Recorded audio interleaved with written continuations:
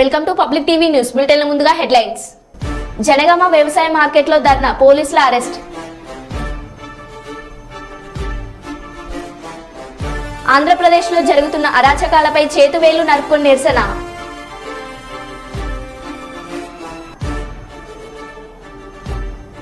ఇటీవల లంచం తీసుకుని సస్పెండ్ అయిన సబ్ రిజిస్టర్ కస్టమర్ ఇంటిపై సిబిఐ సోదాలు.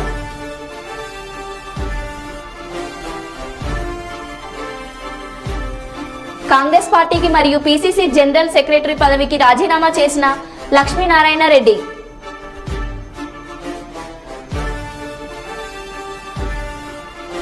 అకాల వర్షంతో అస్వస్థమైన జీవనం. ఇక వివరాల్లోకి వెళ్తే, జనగామ జిల్లా వ్యవసాయ మార్కెట్లో కొనుగోలు చేపట్టాలని సిపిఎం సిపిఐ రైతు సంఘాల ఆధ్వర్యంలో ధర్నా నిర్వహించారు. ఈ సందర్భంగా వారు మాట్లాడుతూ 6 కాలం కష్టపడి పండించిన రైతులు పంటలు కొనుగోలు చేయకుండా నిర్లక్ష్యం వహిస్తున్నారని అన్నారు. తక్షణమే మార్కెట్ అధికారులు స్పందించి క్రయ విక్రయాలు చేపట్టాలని డిమాండ్ చేశారు. ఘటన స్థలానికి చేరుకున్న పోలీసులు ఆందోళనకారులను అదుపులోకి తీసుకుని పోలీస్ స్టేషన్ కి తరలించారు.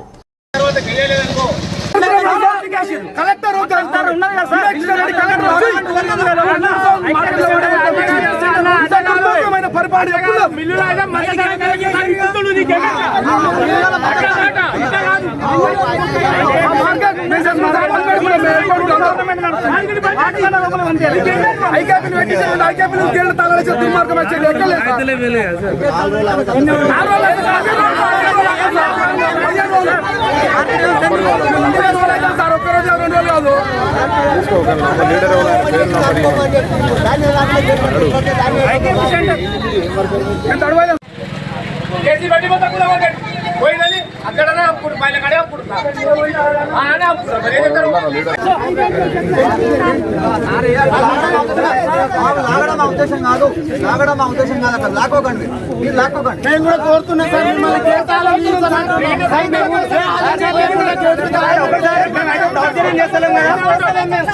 మన మార్కెట్ యార్డ్లో ఎమ్మెల్యేడు పట్టి చేసే పరిస్థితి లేదు. కాబట్టి ఏదన్నా కూడా మార్కెట్ యార్డ్లో కాకుండా బయట ఏదైనా పర్చేస్ సెంటర్స్లో అమ్ముకోవాలి. మార్కెట్ యార్డ్లోకి వచ్చిన తర్వాత రైతులు ప్రైవేట్ రేట్కి అమ్ముకునే అవకాశం ఉంది. కాబట్టి రైతులు ఆ రకంగా నష్టపోకుండా ఈ నిర్ణయం తీసుకోవడం జరిగింది. రాకపోతుందని జిల్లా జనగామ వ్యవసాయ మార్కెట్ ఒక ప్యాడే వస్తుందా, ఇంకా వేరే వస్తువు కూడా వస్తుంది? చెప్పండి. మేజర్గా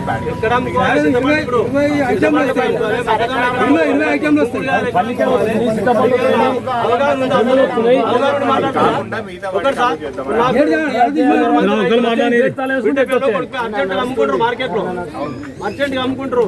ఇప్పుడు 6 రోజులు లేట్ అయితే అర్జెంట్ గా అమ్ముకోండి రాలక్ష్మి. మరి మీ మార్కెట్ ఎందుకు తాళం వేసుకోండి.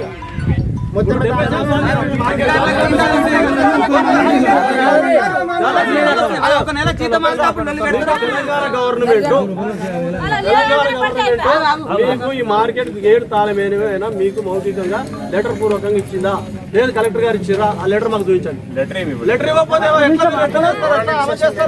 ఎట్లా పిలవండి కలెక్టర్ గారిని. ప్రభుత్వం నడుస్తుందా లేకపోతే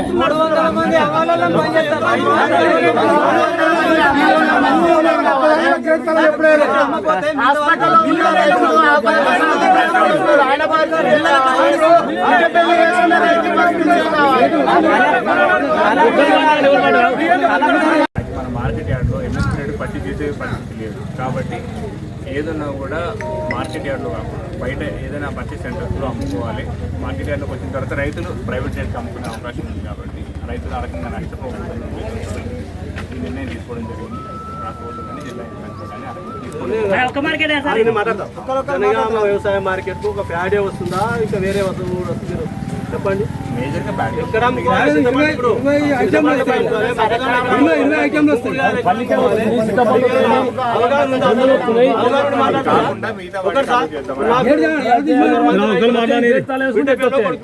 అమ్ముకుంటారు మార్కెట్ లో, అర్జెంట్ గా అమ్ముకుంటారు. ఇప్పుడు 6 రోజులు లేట్ అయితే అర్జెంట్ గా అమ్ముకోండి రాలక్ష్మి. మరి మీ మార్కెట్ ఎందుకు తాళం వేసుకోండి. గవర్నమెంట్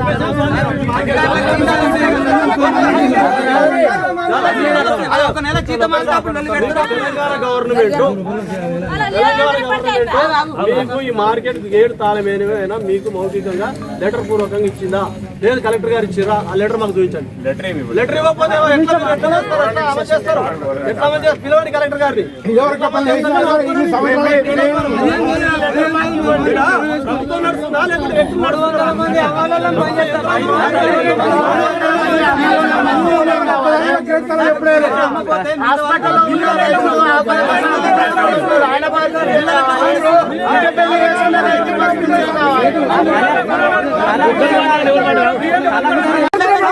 కలెక్టర్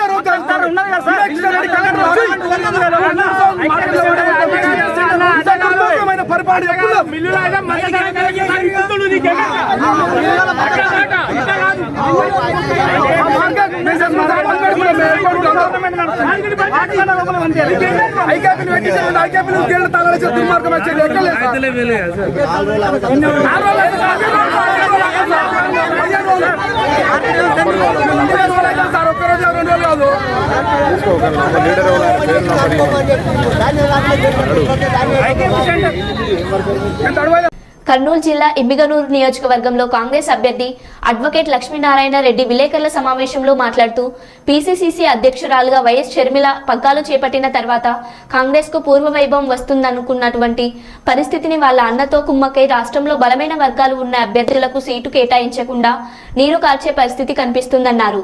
ఎమ్మిగనూరులో రోడ్ షోకు వచ్చినటువంటి షర్మిల నియోజకవర్గ PCC general secretary advocate K Lakshminarayana రెడ్డికి ఎటువంటి సమాచారం తెలపకుండా ఎమ్మిగనూరు పట్టణంలో రోడ్ షోను ముగించుకొని వెళ్లడం వల్ల ఎమ్మిగనూరు కాంగ్రెస్ పార్టీ అభ్యర్థి అడ్వకేట్ లక్ష్మీనారాయణ రెడ్డి మరియు వాళ్ళ వర్గీయులు కాంగ్రెస్ పార్టీ నాయకులు కార్యకర్తలు ఆవేదనకు గురై పార్టీ నుండి శాశ్వతంగా తప్పించుకున్నట్లుగా వారు తెలిపారు.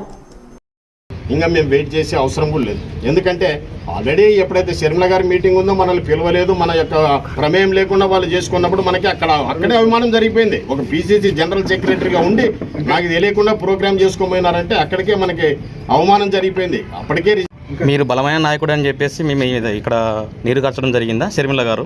కరెక్ట్.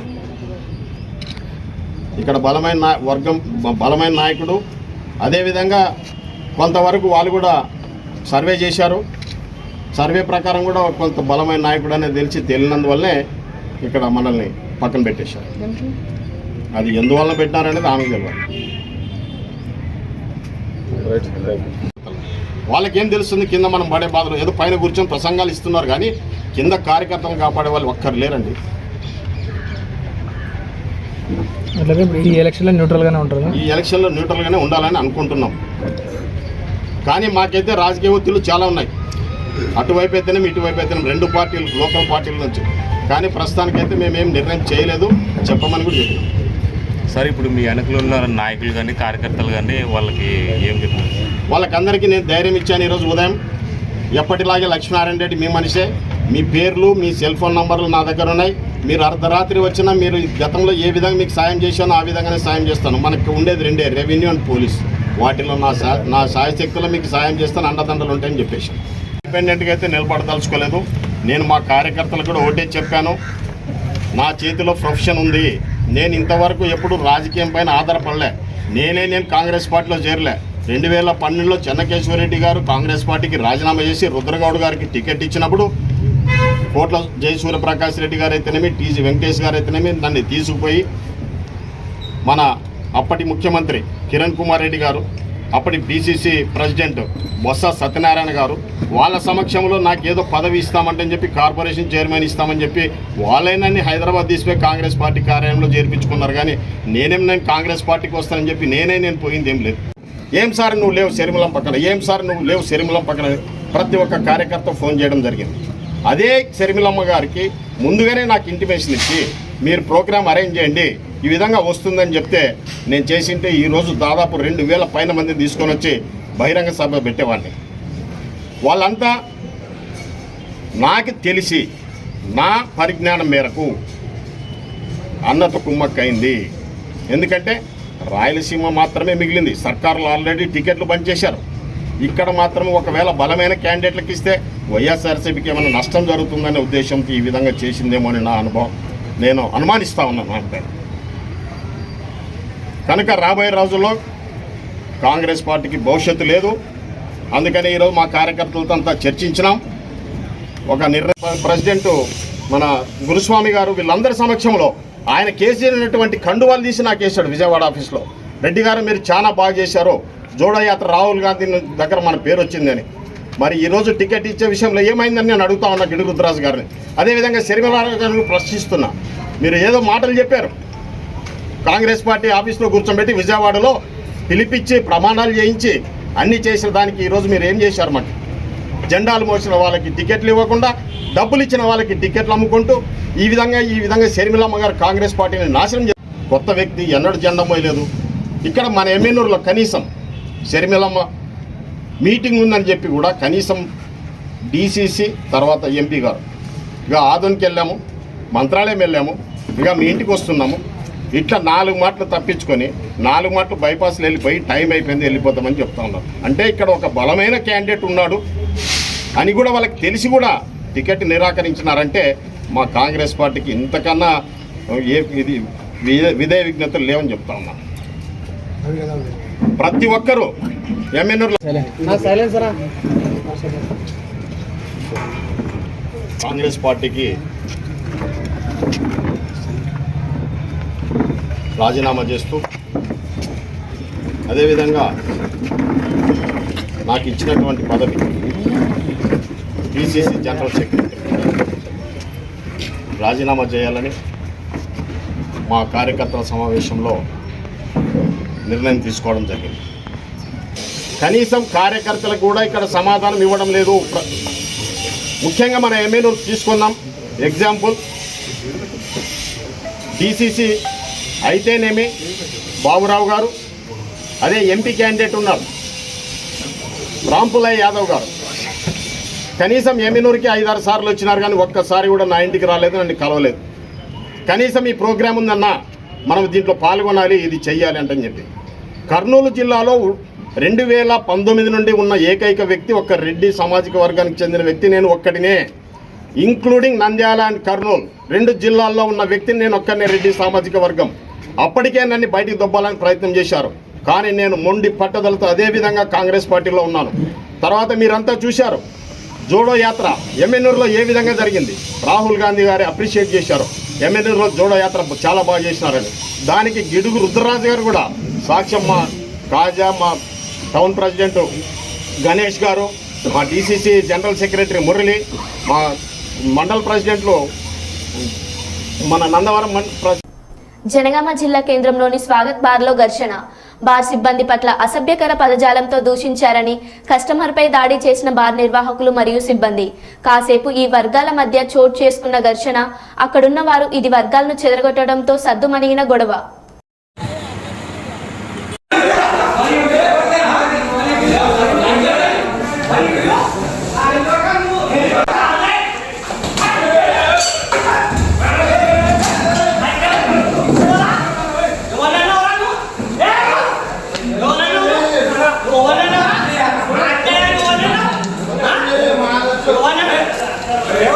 వరంగల్ పార్లమెంట్ నియోజకవర్గం స్థానానికి స్వతంత్ర అభ్యర్థిగా మంద నరేష్ రిటైనింగ్ అధికారి జిల్లా కలెక్టర్ ప్రవీణకు ఒక సెట్ నామినేషన్ పత్రాలు అందజేశారు.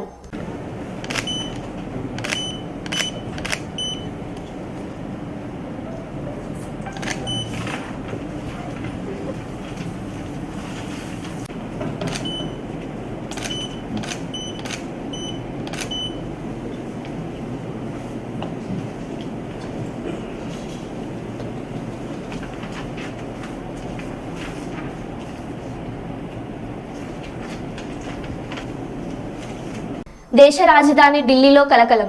ఆంధ్రప్రదేశ్లో జరుగుతున్న అరాచకాలపై ఇండియా గేట్ వద్ద చేతివేలు నరుక్కొని నిరసన తెలిపిన బాధితురాలు.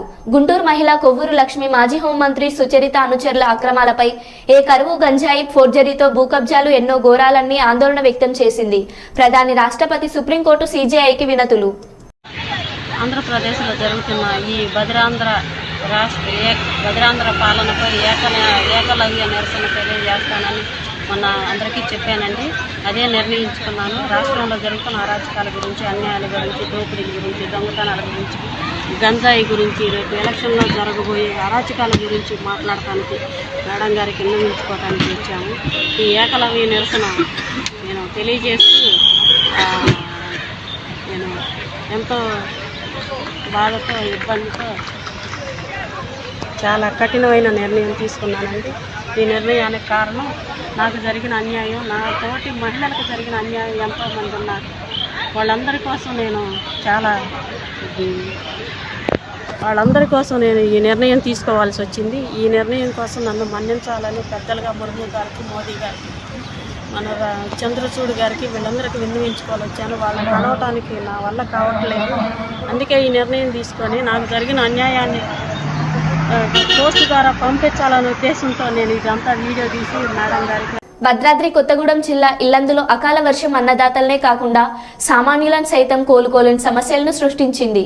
ఇల్లందు మండలం నెహ్రూ నగర్లో ఈదురుగాలుల వర్షం తీవ్రతకు విద్యుత్ స్తంభాలు వాలిపోగా ఒకచోట విద్యుత్ స్తంభం విరిగిపోయి ఇల్లందు మైబాద్ మార్గంలో ప్రధాన రహదారిపై విద్యుత్ తీగలు చెట్లు పడిపోవడంతో కొంతసేపు రాకపోకలు నిలిచిపోయాయి. ఆంజనేయపురం గ్రామ సమీపంలో మొక్కజొన్న పంట నేలవాలింది. మరికొన్ని రోజుల్లో పంట చేతికి వచ్చే సమయంలో అన్నదాతలకు అపార నష్టం మిగిలింది. అలాగే సమీపంలోని కోళ్ల ఫారంలో మీద ఉన్న రేకులు ఎగిరిపోవడంతో ఈదురుగాలులు వర్షాలకు తీవ్రతకు కోళ్లు చనిపోయాయి. తొలిసారి వీచిన తీవ్రమైన ఈదురుగాలులతో పలు గ్రామాల్లో చెట్లు నేలవాలడంతో ప్రజలు అనేక ఇబ్బందులు పడుతున్నారు.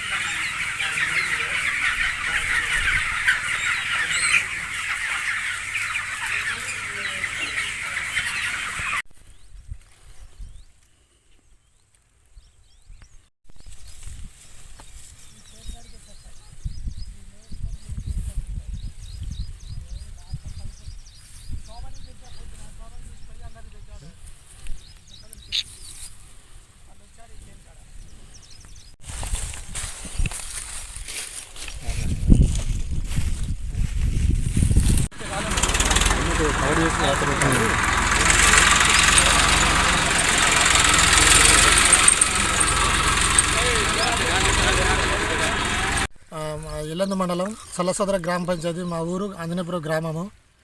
నా పేరు బానోతు బన్సిలాలు సన్నాపు రాజుని. నేను 4 ఎకరాలు మొక్కజొన్న సాగు చేశాను.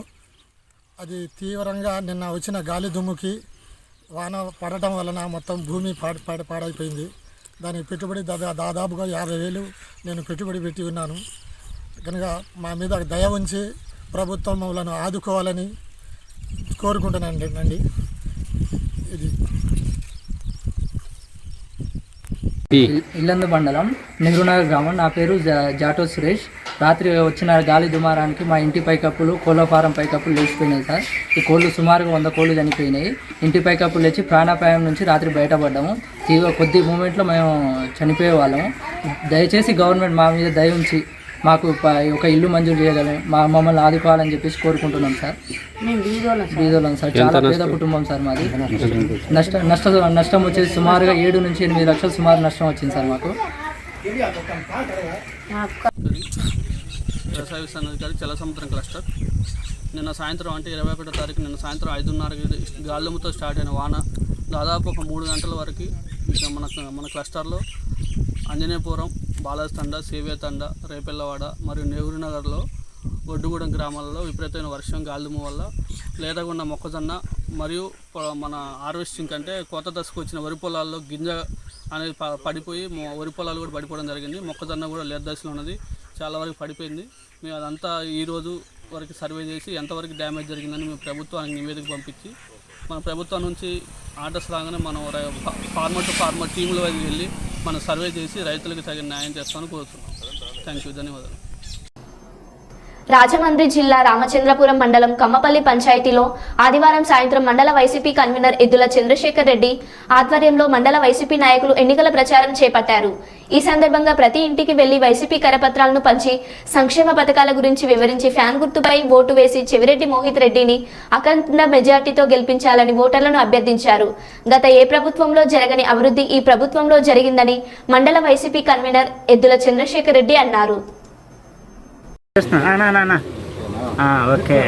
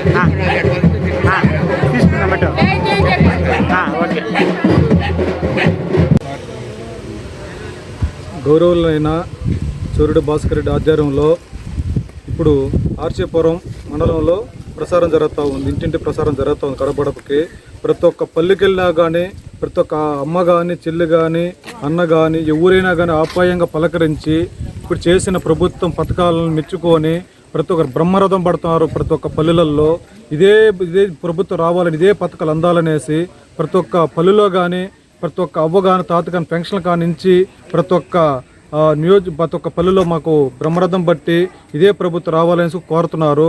ఎందుకంటే ఇట్లాంటి ప్రభుత్వం ఎప్పుడు ఇన్ని ఏళ్ళకి ఎప్పుడు చూడలేదనేసి కూడా అందరూ చెప్తున్నారు.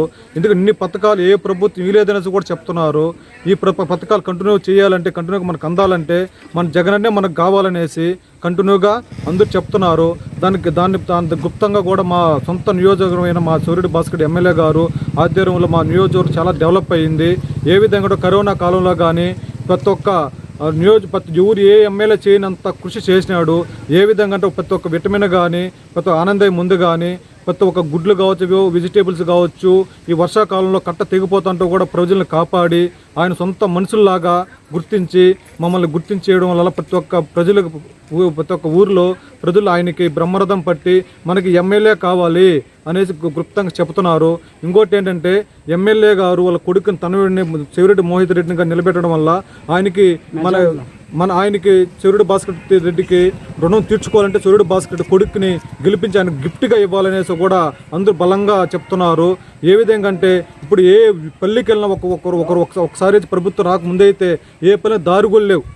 ఒక సిమెంట్ రోడ్డు కావచ్చు, BMW ఏది లేవు. ఇప్పుడు ప్రతి ఒక్క పల్లెలో సిమెంట్ రోడ్లు కావచ్చు, బెంచీలు కావచ్చు, ఇది BMW కావచ్చు, ఏ రోడ్డుకైనా కళ్ళ కట్టినట్టుగానే సంక్షేమ పథకాలు కనిపిస్తున్నాయి. అట్లా అభివృద్ధి కనిపిస్తుంది. కాబట్టి మన సూర్యుడు భాస్కర్ రెడ్డి అనే కొడుకుని సూర్యుడు మోహిత్ రెడ్డిని అత్యధిక మెజార్టీ గెలిపించాలని గట్టిగా గుండెలు గుద్దుకొని చెప్తున్నారు ఏ ప్రజల ఊళ్ళల్లో. కాబట్టి ఈ ప్రభుత్వం వల్ల మనకు ప్రజలకు చాలా వరకు మంచి జరిగిందనేసి కూడా అందరూ ఆశిస్తున్నారు. ఎందుకంటే గత ప్రభుత్వాల్లో చెప్పేవాళ్ళే కానీ ఎవరు చేసేవాళ్ళు ఎవరు లేరు. కాబట్టి ఇప్పుడు చెప్పేదానికన్నా ఎక్కువ చేశాడు మన జగనన్న. ఈ జగనన్న చేశాడంటే మన ఎవరి వల్ల అంటే మన నియోజకవర్గం మన సూర్యుడు భాస్కర్ రెడ్డి ఒక్క ధైర్యంతోనే మనకు ఈ సంక్షేమ పథకాలు అందుతున్నాయి. ఆయన చేసిన దానికన్నా ఆయన చేసే మా సూర్యుడు భాస్కర్ రెడ్డి కూడా ఎక్కువ పథకాలు. ఎందుకంటే ఇప్పుడు ప్రతి ఒక్క పల్లెలో ఒక తల్లి చనిపోయినా ఒక తండ్రి చనిపోయినా పిల్లలు దూరంగా ఉన్నా కూడా ఎట్లంటే ఇప్పుడు తల్లి చనిపోతే సాగు ఖర్చులకు కానీ దానికి ఆయన దగ్గర నేను ఒక తల్లి మీ ఇంట్లో ఒక ఇంటి మనిషిని ఒక తల్లిగా ఒక కొడుకుగా వచ్చి డబ్బులు సంక్షేమం చేస్తున్నారు.